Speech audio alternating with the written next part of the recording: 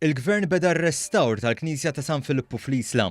Dan il-proġett li mistenni jiswa mal-115,000 euro se jkun qed jinqasam fuq 3 fażijiet li se jaraw li din il-Knisja li tagħti għal fuq il-Port il-Kbir terġa' tingħata ħajja mill-ġdid sabiex tkun tista' tkompli titgawda mill-ġenerazzjonijiet futuri.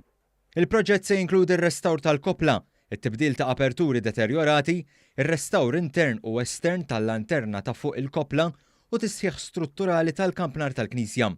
Bħalissa għaddej il-proċess tat-tindif tal-ġebla u t-tikħil antik li se jwassal għal preparazzjoni biex jinbdew ix-xogħlijiet strutturali f'partijiet oħra li jinkludu t-tneħħija taċ-ċintorin tal-metal imsaddat madwar il-kampnar, it-tibdil ta' ġebel deterjorat ħafna fil-lanterna u t-tiswija tat-travu tal-konkrit madwar il-kopla. Din il-Knisja kienet inbniet għall-ewwel darba fl-1596, iżda reġgħet inbniet mill-ġdid fl-1670. Fi żmien l-epidemija tal-kolera, f'Ġunju tal-1837 il-kunvent u l-Knisja servew ta' sptarijiet. Il-Knisja servit ukoll bħala il-Knisja Parrokjali tal-Isla wara li dik prinċipali kienet iġġarfet fit-tieni Gwerra Dinjija. Waqt żjara fis-sit, il-Ministru Owen Bonnici qal li b'dan ir-restawr immexxi mid-Direttorat tar-Restawr qed jissaħħaħ il-wirt kulturali u lokali ta' Malta.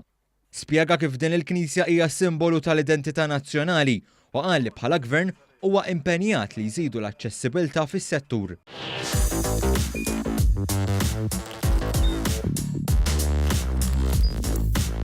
Idħol fuq one.com.mt u hemmhekk tista' tara l-programmi kollha li jxandru fuq One permezz ta' One Play.